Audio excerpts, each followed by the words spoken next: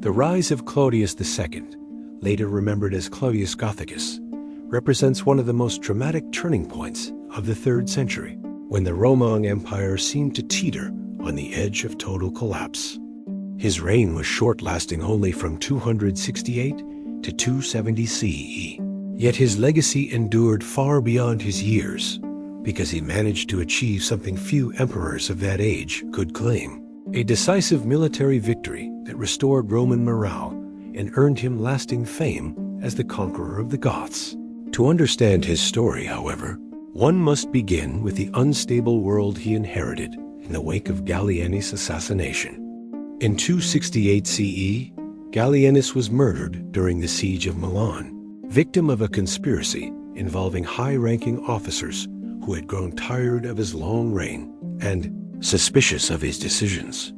Among those present was Claudius, a career soldier of Illyrian origin who had risen through the ranks due to his ability and discipline. His background placed him among a new generation of emperors who came not from senatorial aristocracy, but from the hardened military frontier provinces of the Balkans, men forged in constant wars along Rome's most dangerous borders.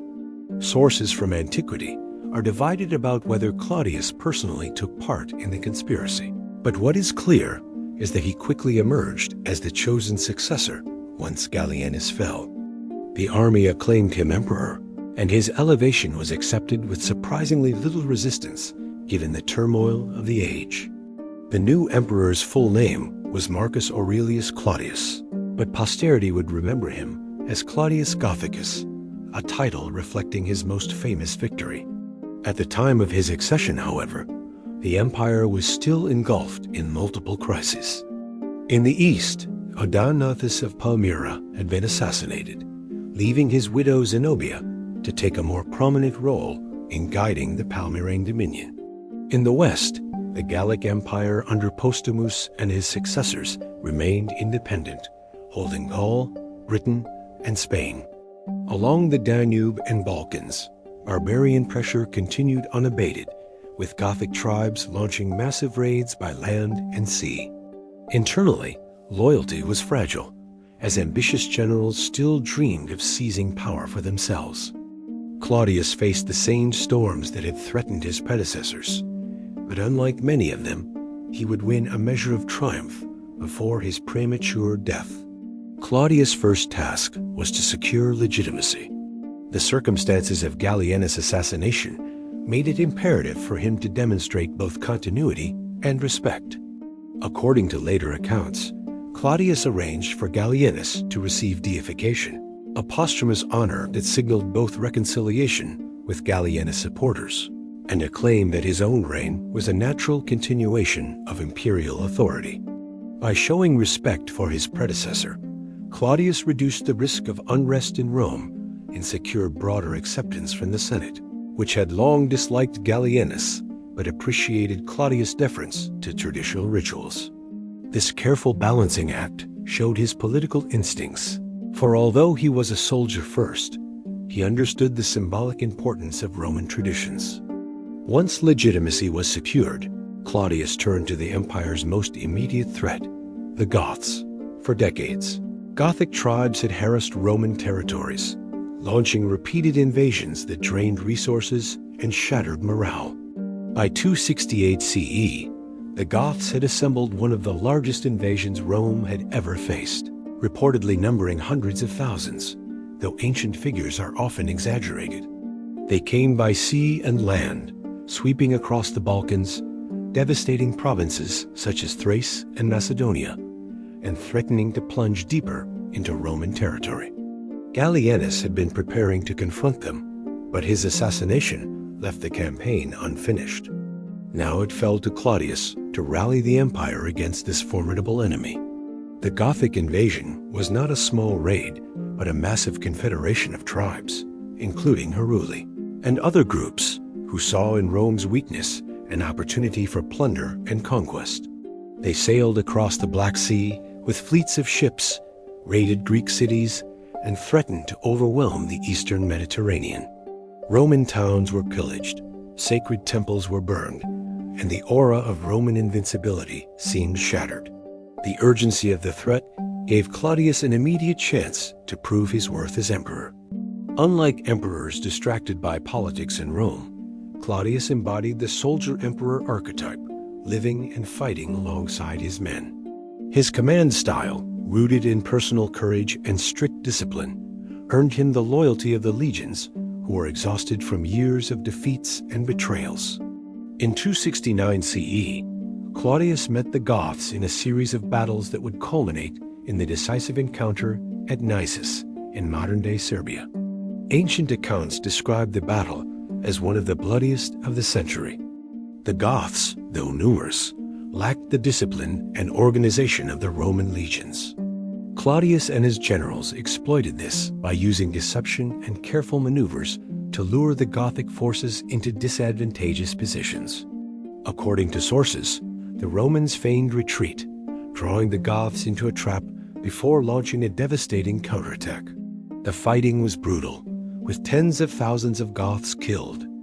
The Roman victory at Nisus was overwhelming, breaking the back of the Gothic offensive and restoring confidence in Rome's military might. The victory earned Claudius his enduring title, Gothicus, a rare honor in an era when emperors were more often remembered for their defeats. The psychological impact was immense. For a generation that had lived through humiliations such as Valerian's capture by the Persians and the secession of entire provinces, Nisus stood as proof that Rome could still triumph. Coins were minted celebrating Claudius' success, spreading his fame across the empire.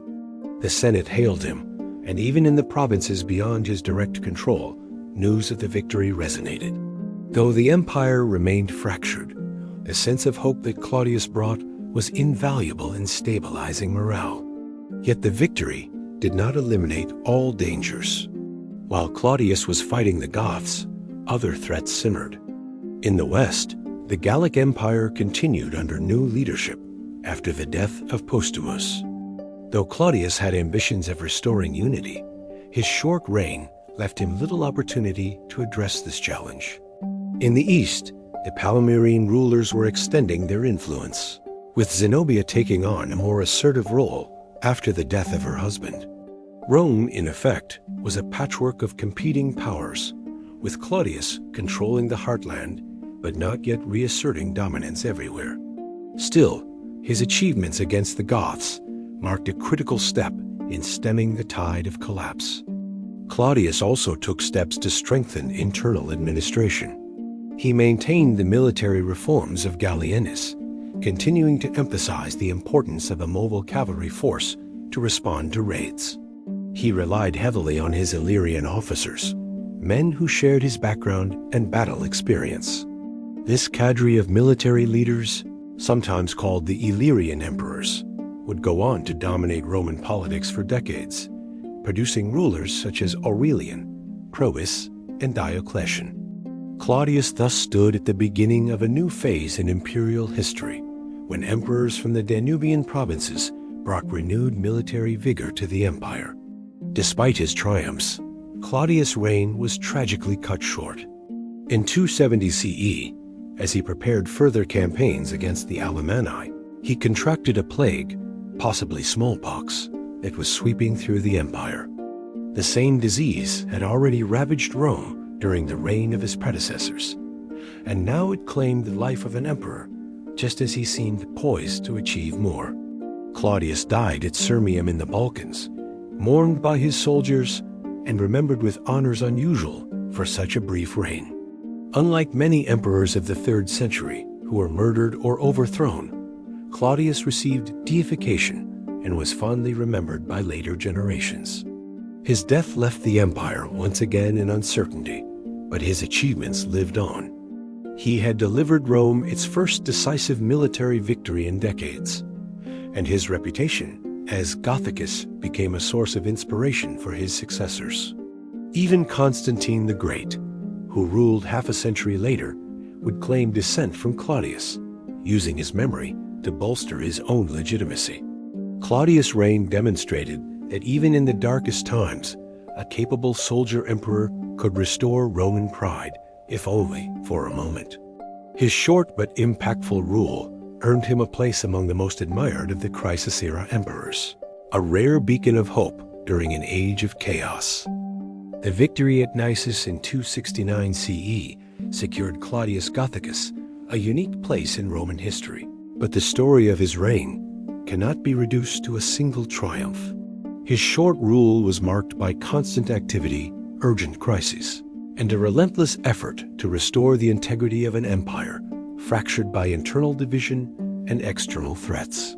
Claudius inherited not only the Gothic invasion, but also the political chaos created by decades of instability, and the ways in which he confronted these problems reveal both his qualities as a leader and the limitations imposed by the brevity of his reign. After the rout of the Goths at Nisus, Claudius sought to consolidate his victory by pursuing survivors and ensuring that they could not regroup. Ancient sources describe further fighting in the Balkans, where remnants of the Gothic army were trapped and destroyed. Many prisoners were taken, some of whom were settled in Roman territory as coloni, providing both manpower and agricultural labor for depopulated lands. Others were recruited into the Roman army, continuing a trend in which barbarians were increasingly absorbed into the imperial military structure.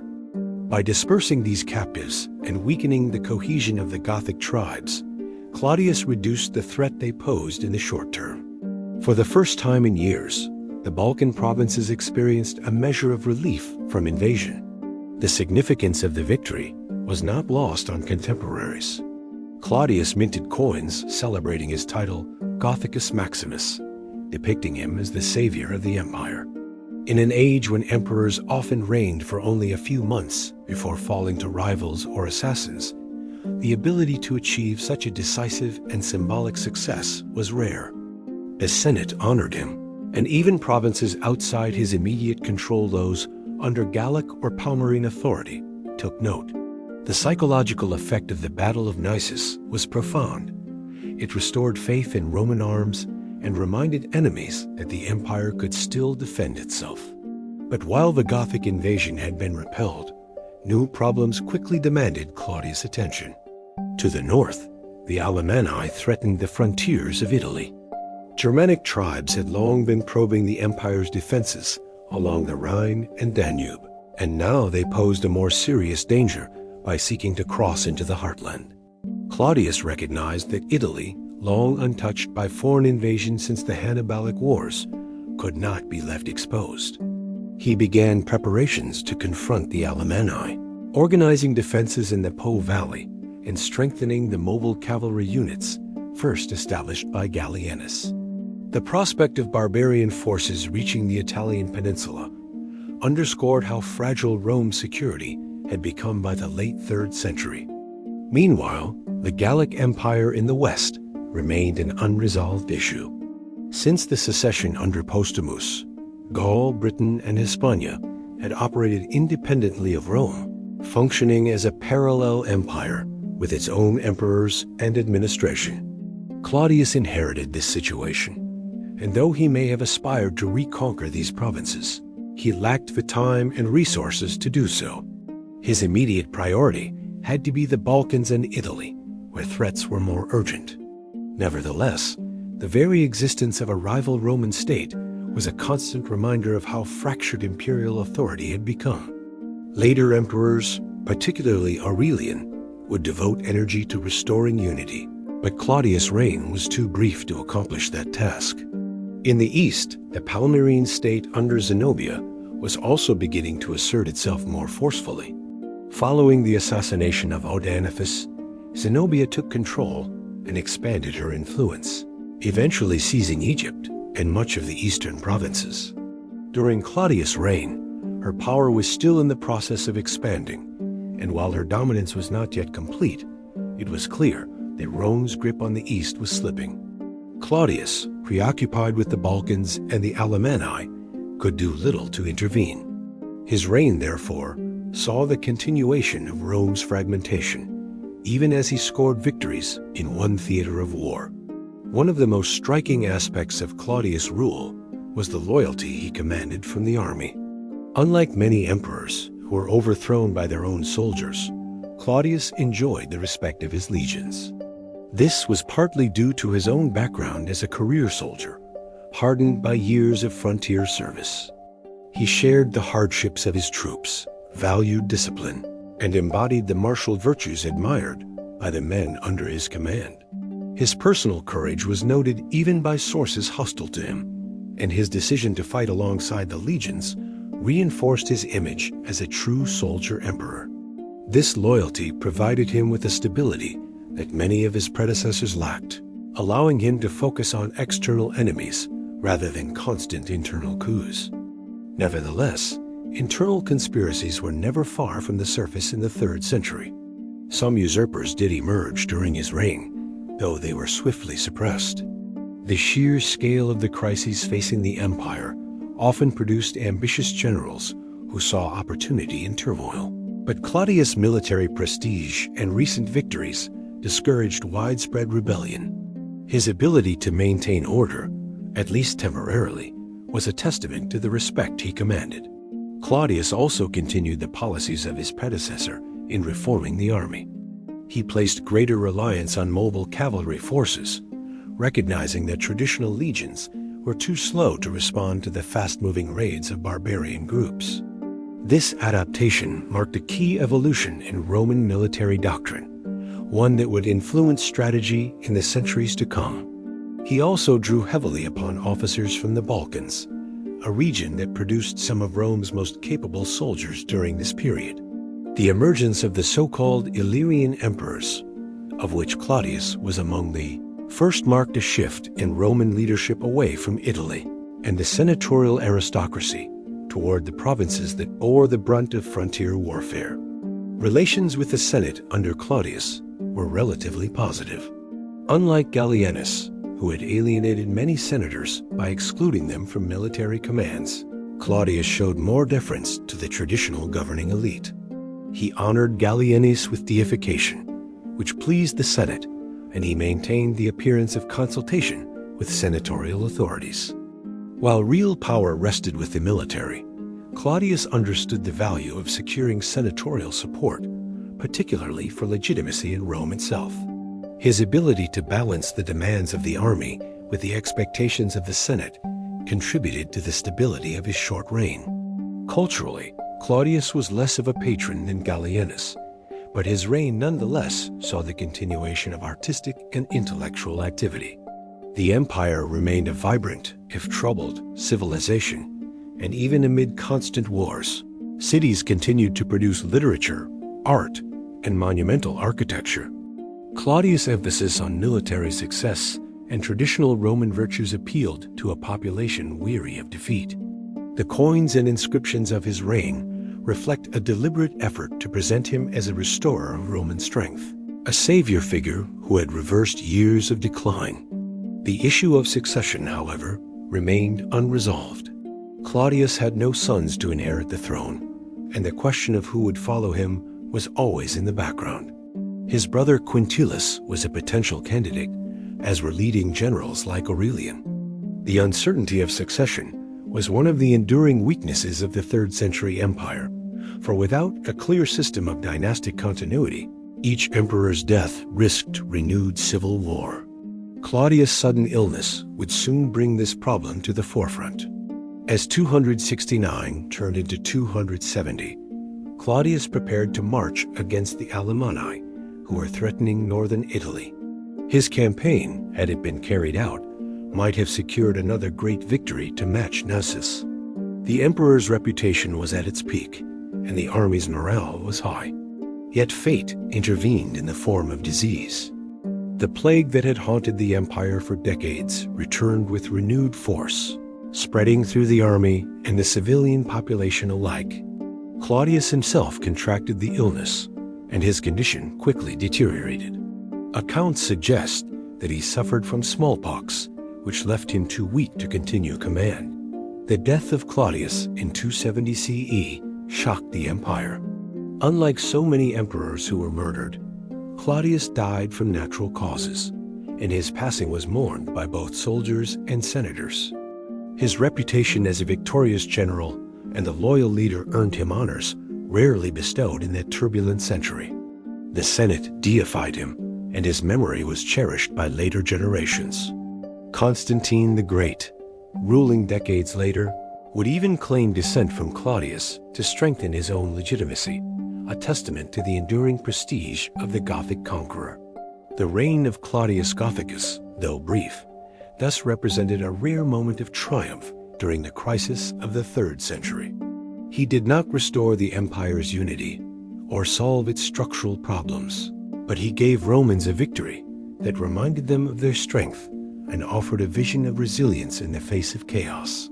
His military innovations, his careful balance of senatorial and military power, and his personal charisma left a lasting impression. Above all, his victory over the Goths at Nisus was a turning point, halting one of the greatest invasions of the century and proving that Rome, even in decline, could still strike a decisive blow. The death of Claudius Gothicus in 270 CE marked yet another abrupt transition in an age defined by sudden imperial changes. But unlike so many of his predecessors, his passing was not the result of betrayal, mutiny, or political assassination. Instead, it came from a force no emperor could truly control: disease. The plague that had haunted the Roman world for decades struck the army once more, and Claudius, despite his vigor and reputation as a hardened soldier, succumbed to its effects. His death came at the moment when he was preparing to launch another campaign, this time against the Alemanni, who had threatened northern Italy, and his untimely passing left his work unfinished.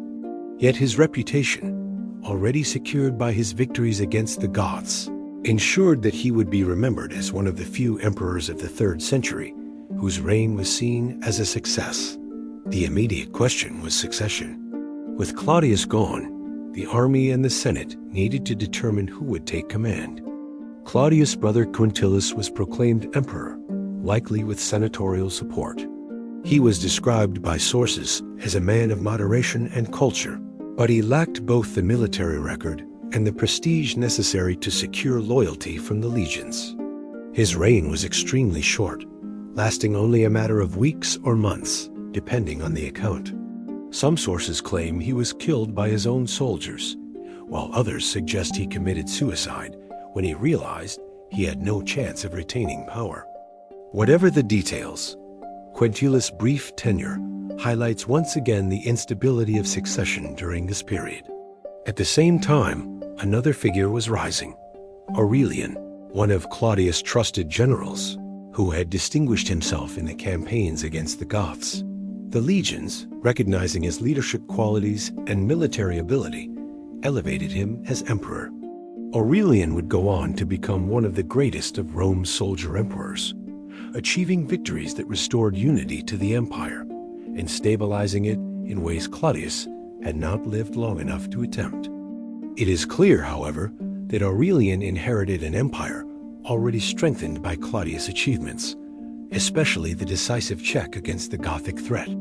Without Claudius' victory at Nisus, Aurelian might have faced a far more desperate situation. The Senate, unusually, took steps to preserve Claudius' memory in a manner that reflected their respect and relief at his accomplishments. They deified him, conferring upon him the status of a divus, and honored him with monuments and inscriptions. This was a striking contrast to emperors such as Gallienus, who, despite significant achievements, faced criticism and mixed posthumous reputations.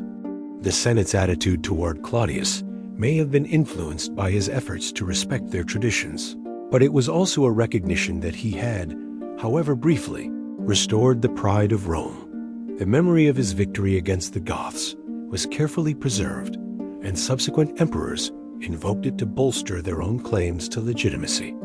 Indeed, the later emperor Constantine the Great claimed descent from Claudius Gothicus, a fabricated genealogical link designed to associate his dynasty with a respected 3rd century figure.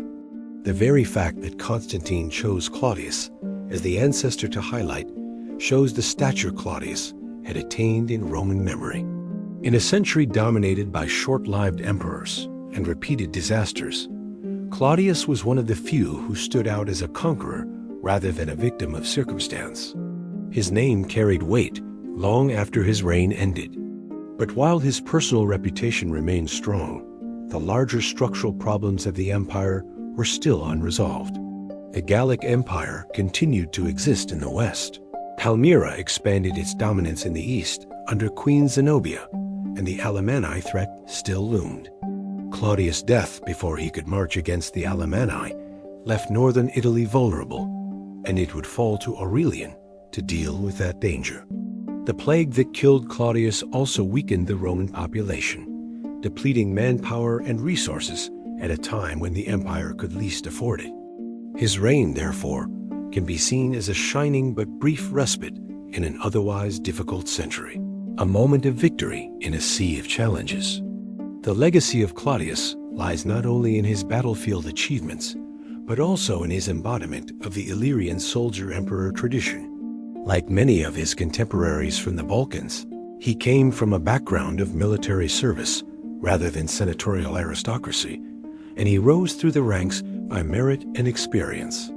His success demonstrated that in the 3rd century, the survival of the empire depended not on dynastic inheritance or the political maneuvering of the Senate, but on capable military leadership. The Illyrian emperors, including Claudius, Aurelian, Probus, and later Diocletian, collectively stabilized Rome and laid the groundwork for its survival into the late empire. Claudius' place among them is secure. His reign also illustrates the transformation of Roman military strategy. By emphasizing mobility, cavalry, and frontier defense, he responded to the changing nature of threats in ways earlier emperors had not. The days when legions could march slowly across provinces and crush enemies in pitched battles were fading. Rome now faced fast-moving tribal coalitions, raids, and invasions that required different tactics. Claudius' willingness to adapt ensured that the empire could meet these new challenges, even if he did not live long enough to fully implement all his reforms. A man himself, beyond his military career, remains somewhat obscure. Ancient sources do not dwell on his personal life, and much of what is written about him is focused on his campaigns. He seems to have been a man of discipline, respected by his soldiers, and admired for his courage. Unlike some emperors, he was not remembered for luxury or decadence, but rather for his austere lifestyle and martial focus. This image suited the times. Romans in the 3rd century wanted a leader who could defend them, not one who indulged in excess while the empire burned. Claudius provided that figure, if only briefly. Even the circumstances of his death contributed to his reputation. To die of disease in camp, preparing for battle, rather than through assassination or defeat, gave him a kind of tragic nobility. He was remembered as an emperor who fell victim to the same hardships that plagued his soldiers, sharing their risks and ultimately their fate. In this sense, his life and death encapsulated the ideals of the soldier emperor: service, sacrifice, and martial honor. Later historians, looking back at the crisis of the 3rd century, often singled out Claudius as one of the few bright spots in a bleak era. Writers like Zosimus and Zanaras, though distant from his time, recognized his role in halting the Gothic advance and restoring Roman pride. Christian sources, including those written under Constantine, further elevated his status due to the fabricated genealogical connection. The layering of memory, propaganda, and genuine achievement combined to create a lasting image of Claudius as a heroic figure. In the broader sweep of Roman history, Claudius Gothicus' reign demonstrates both the fragility and resilience of the empire. Fragility, because his death so quickly destabilized the situation again, showing how dependent Rome had become on the presence of strong individual rulers. Resilience, because his victories proved that Rome still had the capacity to defeat its enemies when led by capable commanders. His reign sits at the cusp of the empire as recovery, a transitional moment between the chaos of Gallienus' era and the restoration under Aurelian. Had Claudius lived longer, it is possible he might have achieved even more. The campaign against the Alemanni might have secured Italy, and perhaps he could have turned his attention to reuniting the empire. But speculation cannot change the reality that his reign lasted only 2 years, and in that time, he did what few others managed.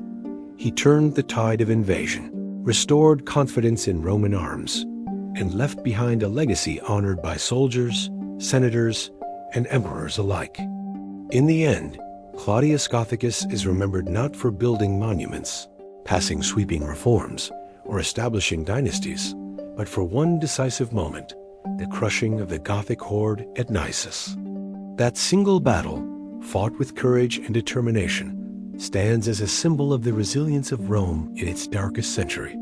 And though he died young, felled by plague before his work was complete, his name lived on as one of the saviors of the Roman world. Aurelian, who reigned as Roman emperor from 270 to 275 CE, emerged as one of the most decisive and energetic rulers of the late Roman Empire, steering it through a time of deep crisis and fragmentation. Born in humble circumstances in the province of Mysia or Dacia, Aurelian rose through the military ranks by sheer merit, courage, and tactical brilliance. His early career was marked by a series of campaigns that showcased his exceptional skill in battle, earning him a reputation as a fierce and loyal soldier. When he ascended the throne after the assassination of Claudius, the second Gothicus, and the brief rule of Quintillus, the empire was facing one of the darkest periods in its history. The Roman world was divided into 3 separate entities: a central empire under the control of Aurelian, the Gallic Empire in the west under Tetricus, and the Palmyrene Empire in the east, ruled by Queen Zenobia. Internally, Rome was plagued by barbarian invasions, economic decline, and political instability.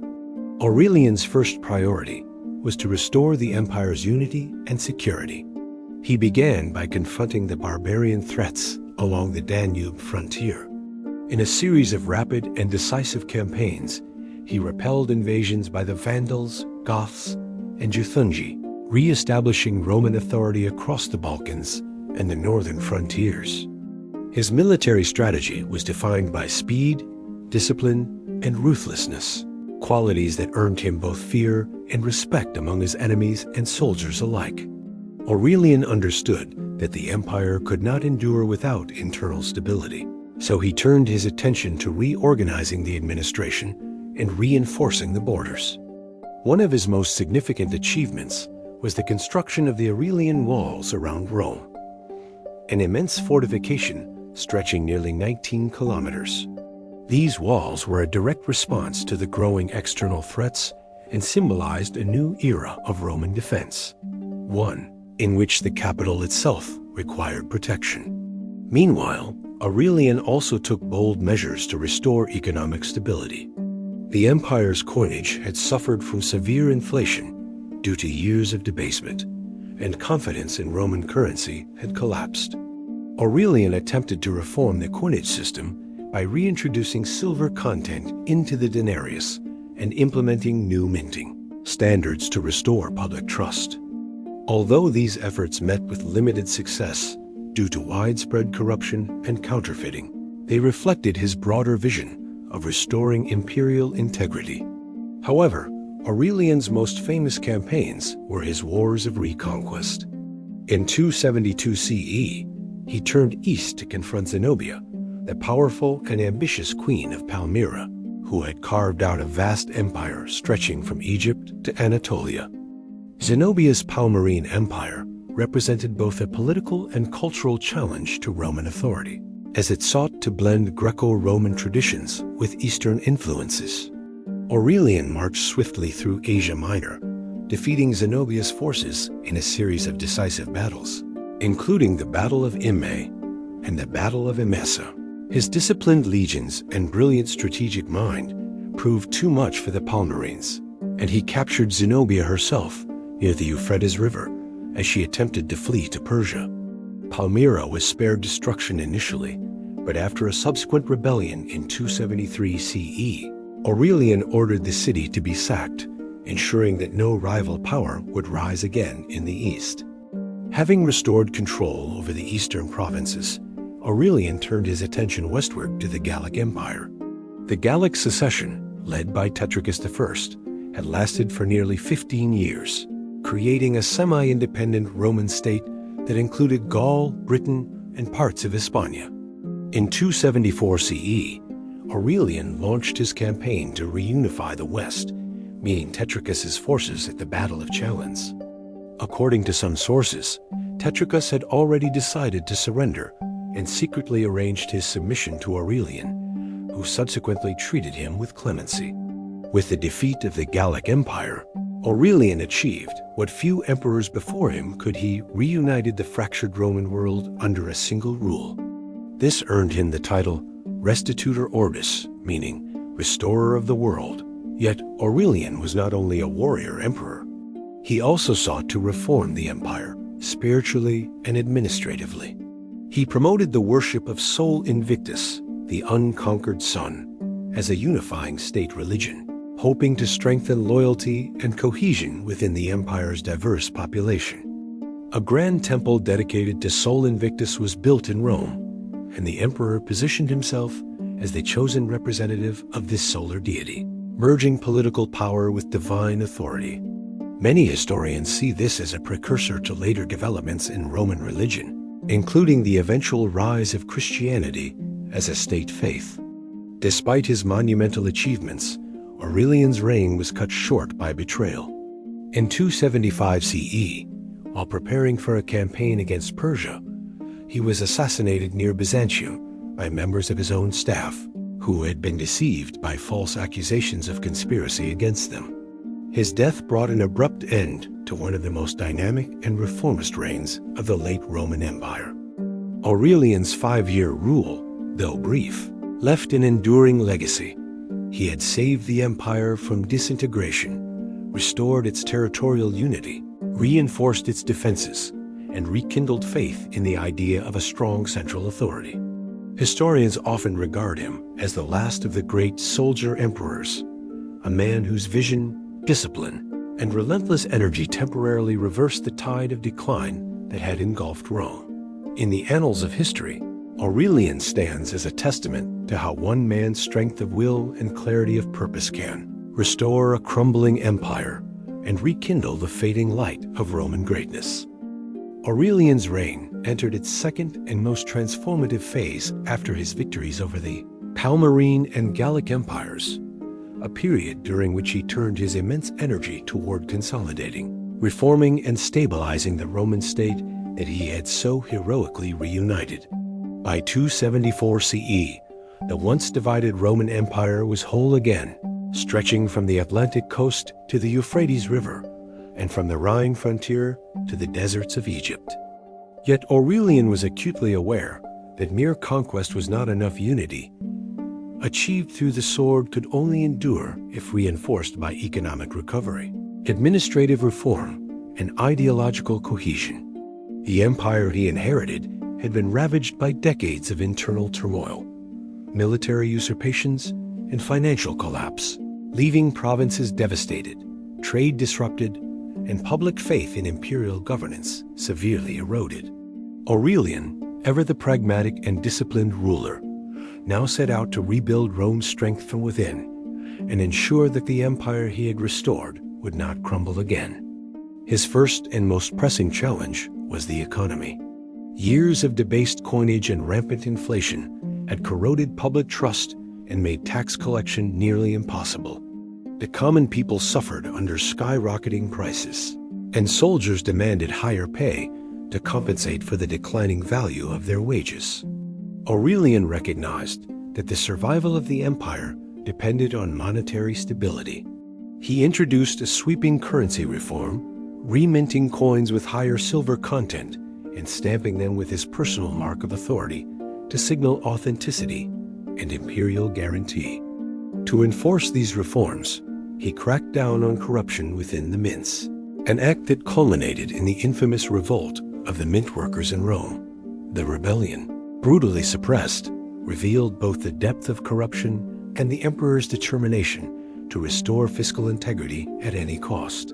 His reforms, though initially disruptive, eventually helped restore a degree of stability and re-establish public confidence in imperial coinage. Beyond economics, Aurelian also recognized the need for strong, centralized governance.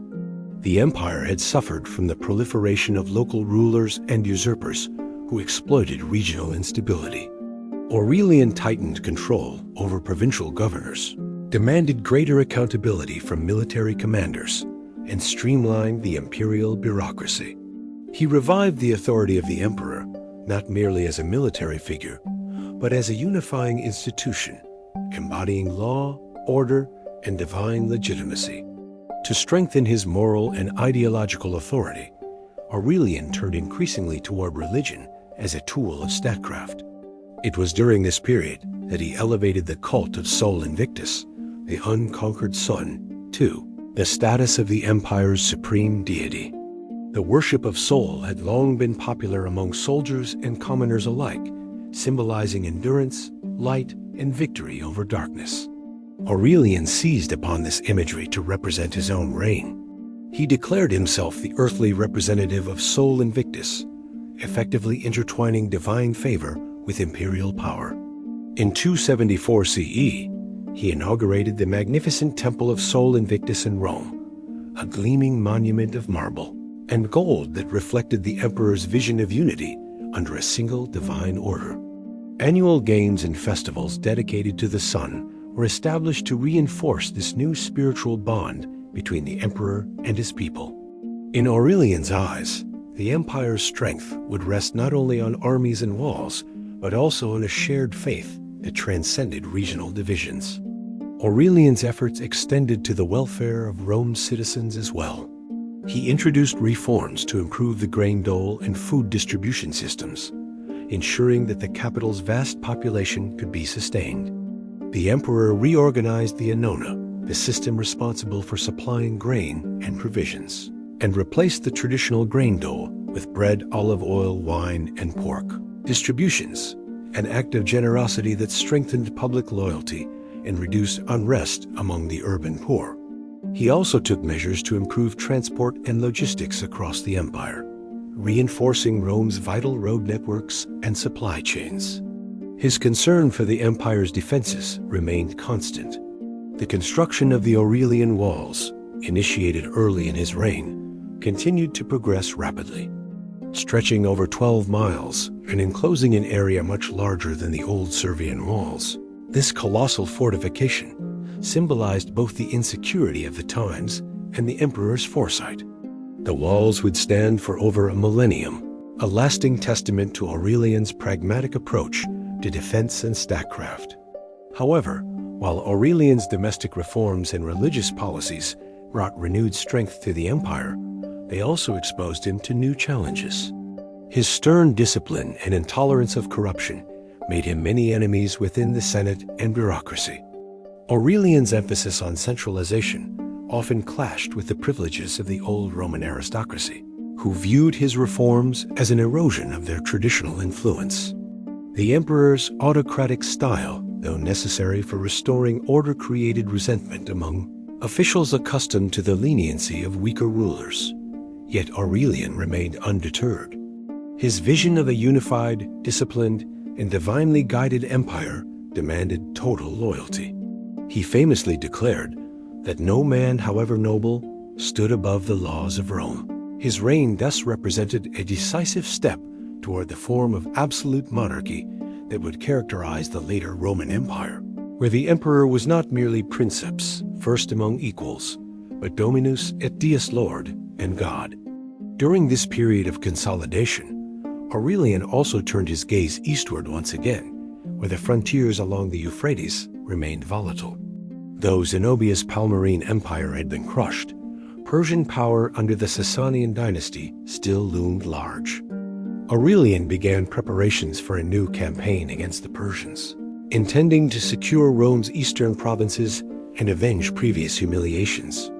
His military reforms continued with vigor. He reorganized the legions, strengthened the cavalry, and imposed strict discipline on the army.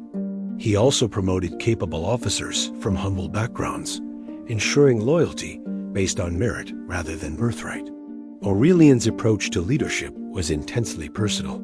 He led from the front, shared his soldiers' hardships, and expected unwavering devotion in return. To his troops, he was both a commander and a symbol of Rome's resurgence, a living embodiment of the empire as enduring might. Even as Aurelian worked tirelessly to stabilize his vast empire, he faced the constant specter of rebellion. The destruction of Palmyra in 273 CE had not gone unpunished in the east. Smaller uprisings flared intermittently, and some regions continued to test imperial authority. Yet Aurelian's swift and decisive responses left no doubt about his strength. His campaigns were marked by relentless pursuit and harsh retribution against rebels, ensuring that the message of Roman dominance was clear.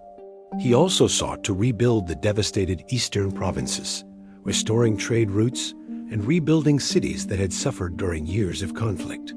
The emperor's policies thus combined both severity and reconstruction, an iron hand followed by an offer of stability and prosperity under Roman rule. By the end of 274 CE, Aurelian had achieved what few emperors before him could claim. He had restored the empire's territorial integrity, reformed its finances, reinforced its defenses, and given its people a renewed sense of identity and faith. Yet his ambitions did not stop there. He envisioned a Roman world not merely preserved, but transformed, a disciplined, united, and spiritually cohesive empire capable of enduring for centuries to come. His reforms in administration, religion, economy, and the military laid the groundwork for the future evolution of the late Roman and Byzantine states. Still, the burdens of leadership weighed heavily upon him. Aurelian's relentless pace and harsh discipline, while effective, bred fear and suspicion among those closest to him. His intolerance for corruption, while morally admirable, left little room for forgiveness, creating an atmosphere of tension within the imperial court. As the emperor prepared for his grand Persian campaign in 275 CE, conspiracies began to form within his ranks. A forged list, allegedly containing names of high-ranking officials marked for execution, circulated among his aides. Believing their lives in danger, several officers plotted against the emperor. The same qualities that had made Aurelian a savior of Rome, his strictness, decisiveness, and uncompromising integrity, had now turned his subordinates against him. Though unaware of the betrayal brewing around him, Aurelian continued his preparations for war, convinced that his mission to secure Rome as eastern frontier was vital to the empire's future. It was during this tense and uncertain time that his destiny began to darken. Part 2 of Aurelian's reign thus ends not in triumph, but in the shadow of suspicion and conspiracy, setting the stage for the dramatic and tragic events that would bring the life of Rome, the restorer of the world, to a sudden and treacherous end. As Aurelian's reign entered its final and most perilous stage in 275 CE, the emperor stood at the height of his power and prestige, yet also on the edge of mortal danger. Having restored unity to a fractured empire and reasserted Roman dominance from Britain to the Euphrates, Aurelian now sought to secure the empire's frontiers against its most persistent external threat, the Sasanian Persians. His ambition was nothing less than to avenge the humiliation suffered by Rome in the East during previous decades and to reaffirm the supremacy of Roman arms across the known world. The emperor's preparations for this grand Eastern campaign reflected both his military genius and his restless drive. He had reorganized the legions, reinforced supply lines, and assembled a vast army drawn from every corner of the empire. Yet, beneath the surface of this disciplined war machine, cracks had begun to appear, cracks born not of weakness, but of fear, intrigue, and the corrosive effects of absolute power. Aurelian's character, marked by unbending discipline and intolerance for corruption, had made him both revered and feared. To his soldiers, he was a living embodiment of Roman strength. To his officials, he was a stern master who brooked no disobedience. His reforms had brought order, but also resentment, particularly among those who had grown accustomed to exploiting imperial decay for personal gain. As Aurelian advanced eastward, his court became a place of growing suspicion and anxiety. The emperor's strict temperament and unpredictable outbursts of wrath terrified those around him. He was known for personally investigating corruption, often punishing offenders with brutal severity. His absolute authority and his recent success had made him appear invincible, but that same aura of dominance also isolated him. Among his closest aides was his secretary, Eros, a man responsible for managing imperial correspondence and documents. Fearing Aurelian's wrath for some undisclosed administrative error, perhaps involving misappropriated funds or forged documents, Eros concocted a desperate lie to save himself. He forged a list, allegedly written by Aurelian, naming several top officers and court officials as traitors marked for execution. When this false document circulated among the emperor's inner circle, panic spread like wildfire. Those named on the list, believing their deaths imminent, decided to strike first. The conspiracy that would end Aurelian's life took shape rapidly and with chilling precision. As the emperor's army marched through Thrace, near Byzantium, in preparation for the Persian campaign, a group of officers led by the Praetorian prefect Mucaper turned against him. In late 275 CE, while Aurelian was inspecting troops, or perhaps on a routine journey between encampments, he was suddenly surrounded by the conspirators. Believing they were acting in self-defense against a tyrant who intended to kill them, they struck him down with their swords. The great restorer of the world, the man who had saved the Roman Empire from disintegration, fell not in battle against foreign foes, but at the hands of his own men betrayed by those he had trusted most. The assassination of Aurelian was as senseless as it was tragic, a grim reflection of the volatile politics of the late empire, where fear and rumor could destroy even the mightiest ruler. In the aftermath of his death, chaos briefly threatened to return. The army, stunned by the loss of its emperor, soon discovered the truth that the execution list was a forgery and that Aurelian had planned no such purge. The conspirators, realizing the enormity of their crime, were consumed with guilt and dread. Some were executed, others took their own lives. Yet even in death, Aurelian's reputation commanded respect. The Senate, long wary of his autocratic tendencies, nonetheless honored him as one of Rome's greatest emperors. He was officially deified, joining the ranks of the Divi, those emperors who, by their deeds, were believed to have ascended among the gods. The Senate's decree of Divis Aurelianus recognized not only his military genius, but also the monumental legacy of restoration he had left behind.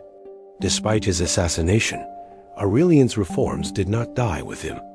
His consolidation of imperial power, his economic measures, and his promotion of Sol Invictus as the state deity continued to influence Roman politics and religion for decades.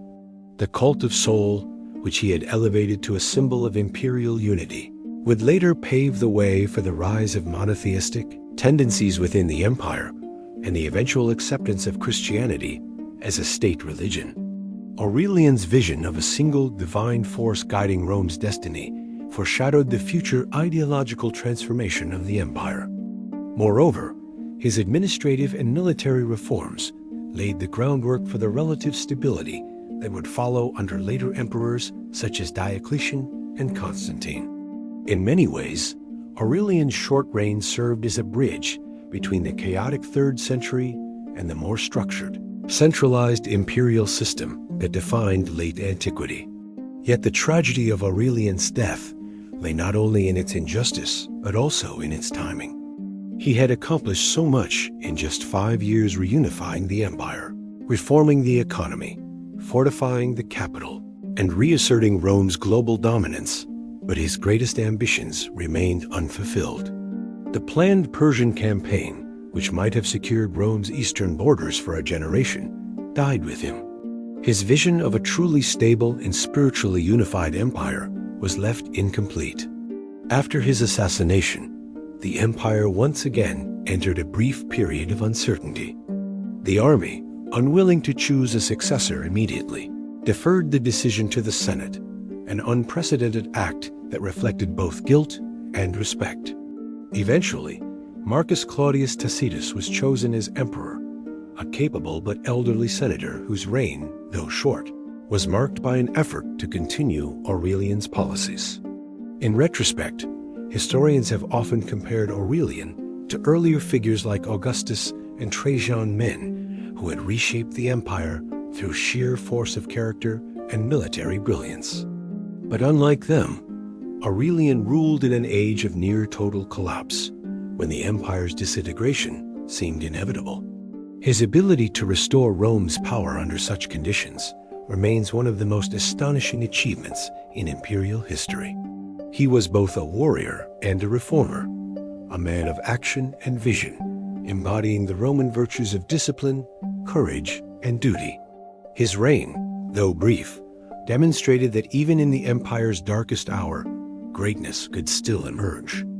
The manner of Aurelian's death also reveals much about the fragility of imperial power in the 3rd century.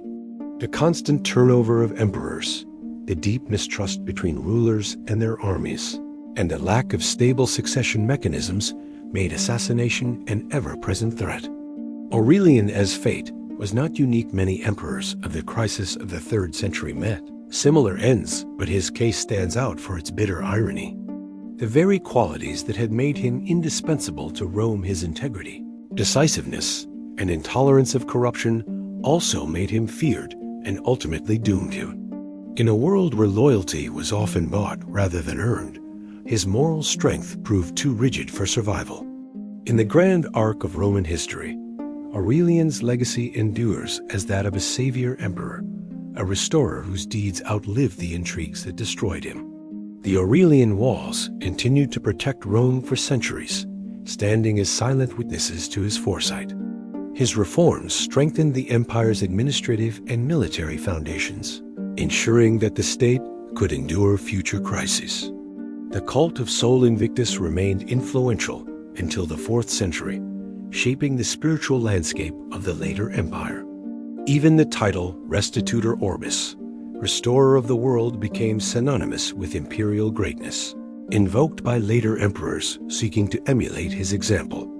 Thus, Part 3 of Aurelian's story closes not with defeat, but with a paradox: an emperor slain at the height of his success, yet whose death could not extinguish the legacy of restoration he had created. His assassination exposed the fragility of human power, but also immortalized his achievements. In a mere 5 years, Aurelian had accomplished what generations of emperors had failed to do. He had saved Rome from collapse, restored its unity, and rekindled its faith in destiny.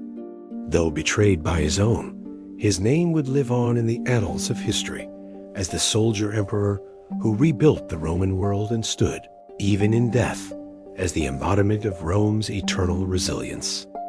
Aurelian's 4th and final phase of leadership, leading up to his tragic assassination in 275 CE, reveals a man who had transformed from a relentless military commander into a statesman determined to cement the empire's long-term stability. Having restored the empire's territorial unity by defeating both Zenobia in the east and Tetricus in the west, Aurelian turned his immense energy toward consolidating these victories and rebuilding the internal structure of Roman administration. His vision was no longer limited to survival. He sought a comprehensive renewal of Roman strength politically, economically, and spiritually. The empire, though now united, was still fragile. The long years of civil war, barbarian invasions, and economic instability had weakened the morale of its citizens and the efficiency of its institutions. Aurelian understood that victory on the battlefield meant little if the empire could not sustain itself from within. Therefore, he embarked on a wide-ranging program of reform aimed at restoring faith in imperial authority, stabilizing the economy, and reinforcing Rome's symbolic and practical centrality. One of Aurelian's most profound contributions during this period was his continued emphasis on religious unity. His devotion to Sol Invictus, the unconquered sun, was not merely personal piety. It was a calculated political move to unify a culturally diverse empire under one celestial figure.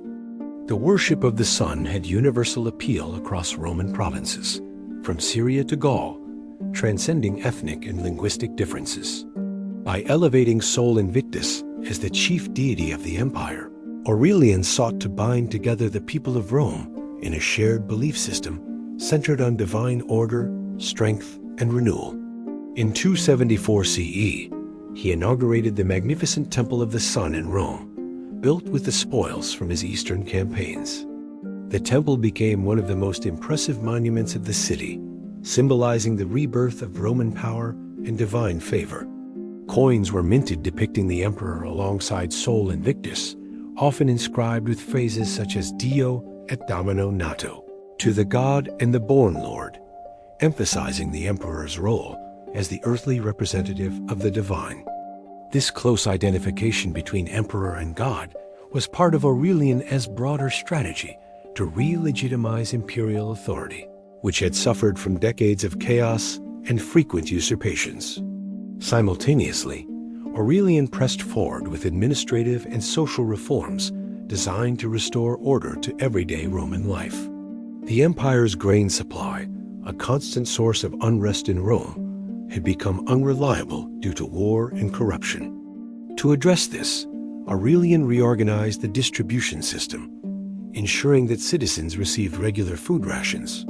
He even expanded the traditional grain dole, annona, to include bread instead of raw grain, and added oil, salt, and pork to the rations, a move that endeared him to the common people and stabilized the capital.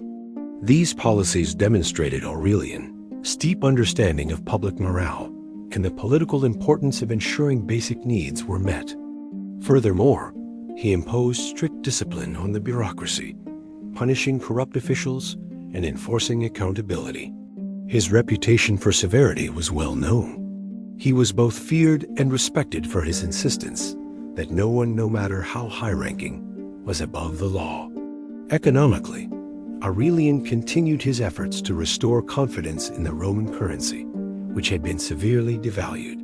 He introduced a new, improved coin known as the Aurelianus, which contained higher silver content than previous issues.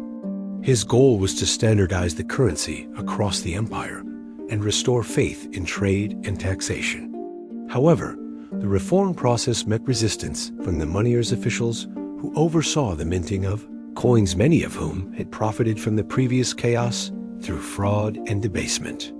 In 271 CE, when Aurelian exposed their corruption, a revolt broke out in Rome itself, known as the Mint Workers' Revolt. The uprising was brutally suppressed, but it revealed the depth of corruption within the empire's economic infrastructure. Despite such setbacks, Aurelian's reforms laid the groundwork for later financial stability under emperors like Diocletian. Aurelian also turned his attention to the provinces, ensuring that the recently reconquered regions were reintegrated into the empire. In the east, he reorganized the administration of Syria and Egypt, establishing loyal governors and garrisons to prevent further revolts. He treated Zenobia and Tetricus, his defeated rivals, with surprising clemency. Both were spared execution, and according to sources, Zenobia lived the rest of her life comfortably in Rome. This display of mercy served a political purpose. Aurelian wanted to project an image of imperial magnanimity, suggesting that Rome was a forgiving but unchallengeable master. Such gestures helped him pacify the provinces and reinforce loyalty among conquered peoples. Aurelian's foreign policy during his final years reflected his continuing vigilance and strategic foresight. He prepared for a major campaign against the Sassanid Empire in the east, whose growing strength threatened Rome's eastern frontier. The Sassanids had taken advantage of the earlier Roman civil wars to expand their influence, and Aurelian intended to confront them directly to reaffirm Roman dominance in the region. He gathered a large army and began marching east, but fate intervened before he could begin the campaign. Along the way, a conspiracy formed within his staff that would end his life and his reforms. The cause of the conspiracy remains one of the most tragic and ironic episodes in Roman history. Aurelian's strict discipline, while effective in restoring order, earned him many enemies within his own administration. According to ancient accounts, his personal secretary forged a list of names of high-ranking officials who were supposedly marked for execution by the emperor. Fearing for their lives, several officers plotted to strike first. In 275 CE, near the city of Canophrurium in Thrace, Aurelian was ambushed and murdered by his own guards.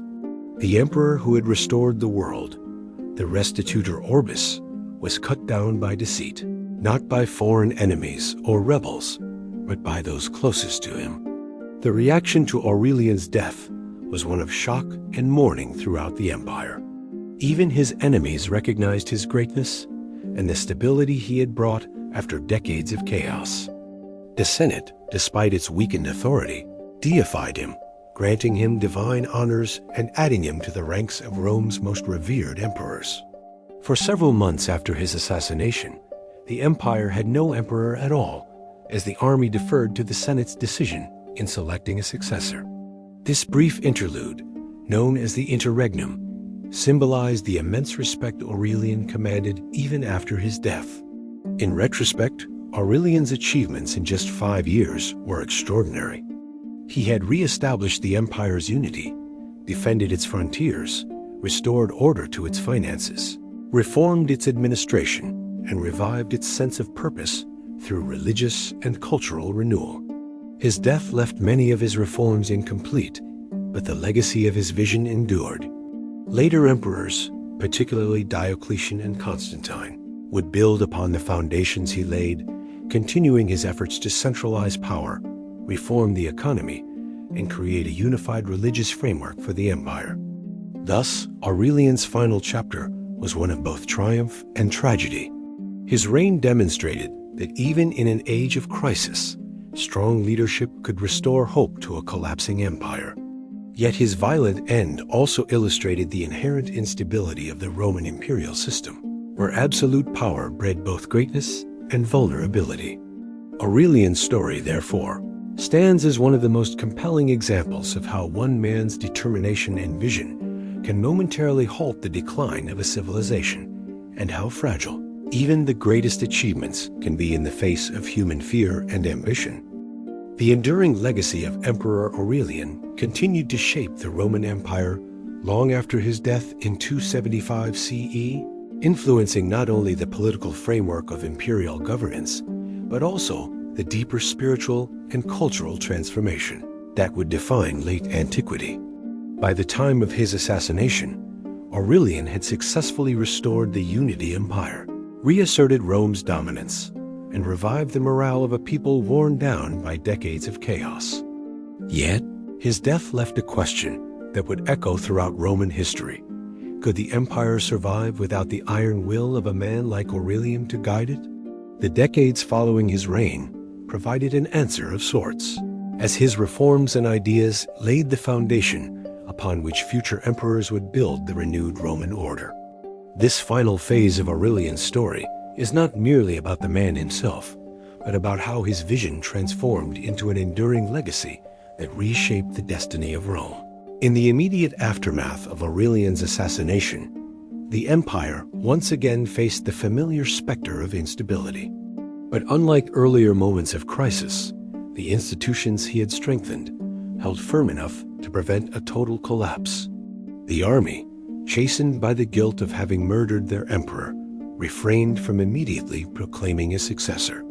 The Roman Senate, long diminished in power, briefly found itself in a position of unexpected authority, tasked with choosing the next ruler. This 6-month interregnum demonstrated how deeply Aurelian's leadership had impressed itself upon the empire. The soldiers who had followed countless emperors without hesitation were now hesitant to act without a sense of legitimacy. When Tacitus finally ascended the throne in late 275 CE, he did so in the shadow of Aurelian's accomplishments, aware that any emperor who followed him would inevitably be judged against the formidable standard Aurelian had set. Under Tacitus and his short-lived successors, Aurelian's influence continued to guide imperial policy. His reorganization of the military structure and his insistence on strict discipline remained cornerstones of Roman defense strategy.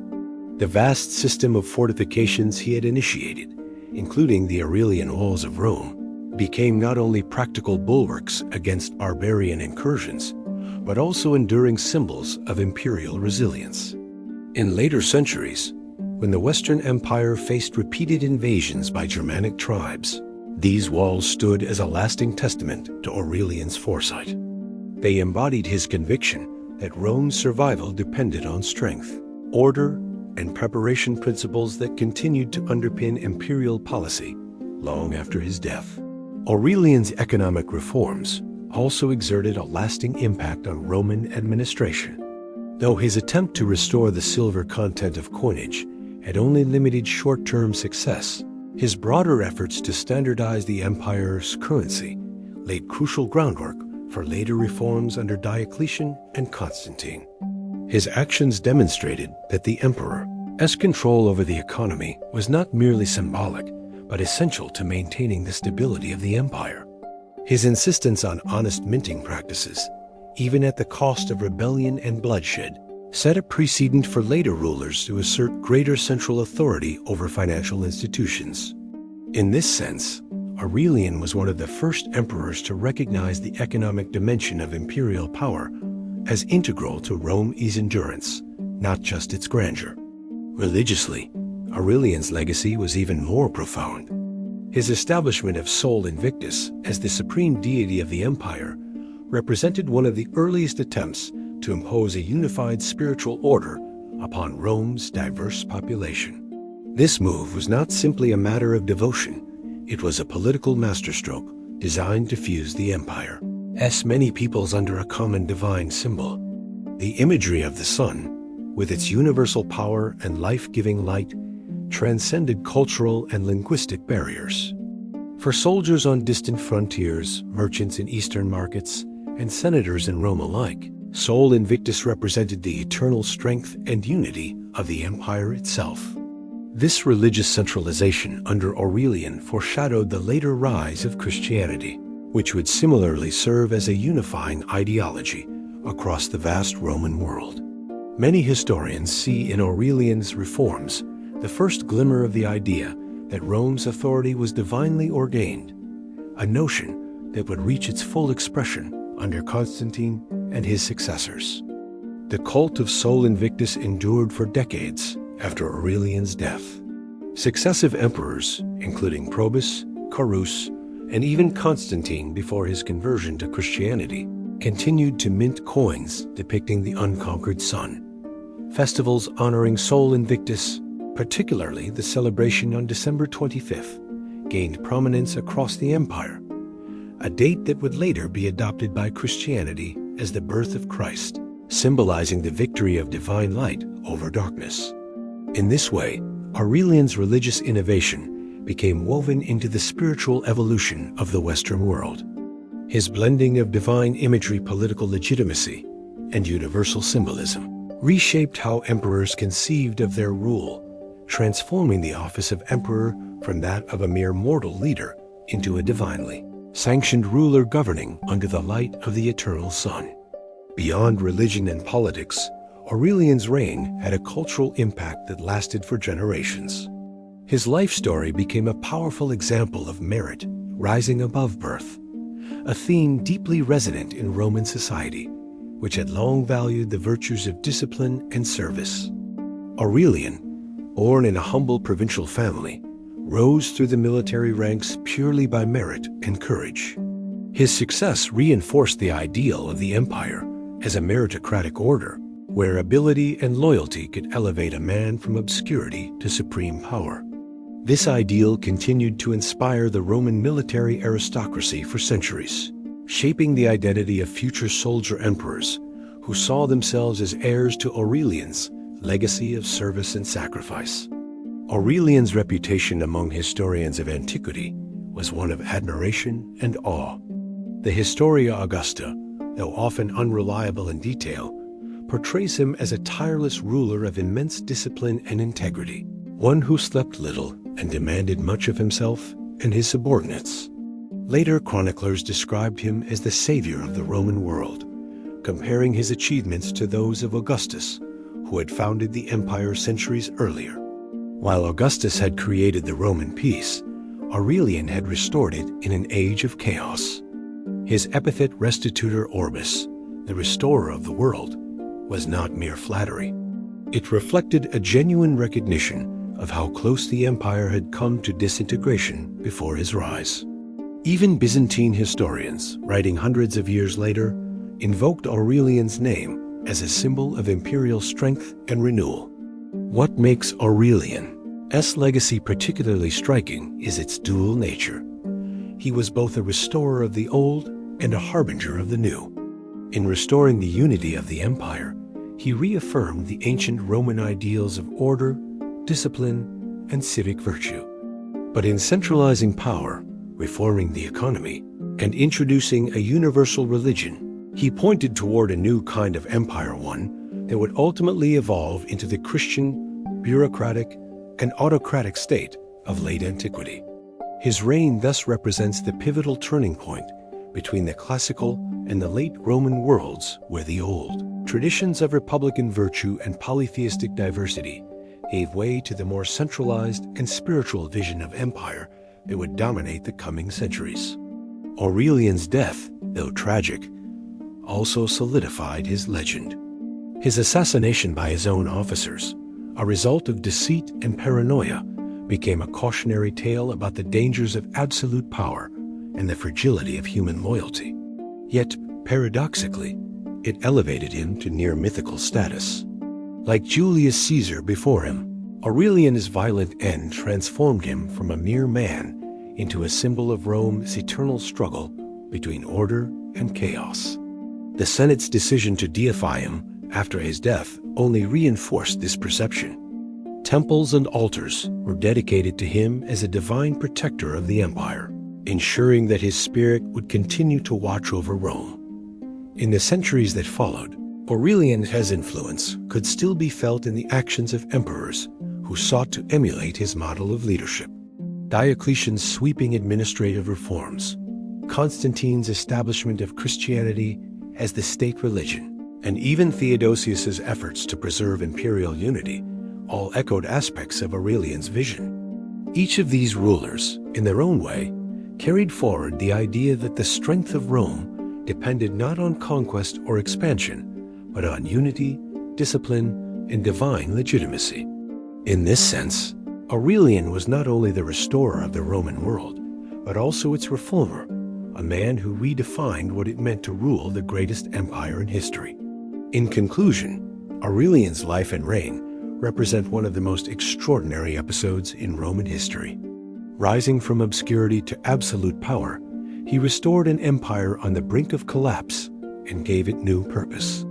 His military genius saved Rome's frontiers, his reforms revived its economy, and his spiritual vision unified its diverse peoples under a single divine light. Though his reign lasted only 5 years, the echoes of his leadership continued for centuries, shaping the evolution of Rome from a pagan empire of conquest into a Christian empire of faith and order. In every sense, Aurelian was the bridge between worlds, the last great emperor of the old Rome and the first visionary of the new. Through him, the eternal spirit of Rome was not only preserved, but reborn in a new and enduring form.